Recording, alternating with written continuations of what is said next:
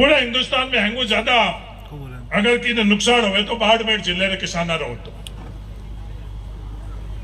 थे लोग मैंने एमपी बने बी टाइम शीतलहर और पालो दोनों ही प्राकृतिक आपदा में जुड़वाया जो भविष्य के अंदर कोई नुकसान है बिरो भरपाई आप शीतलहर और पाले रहे नियम मार्फत हो सके।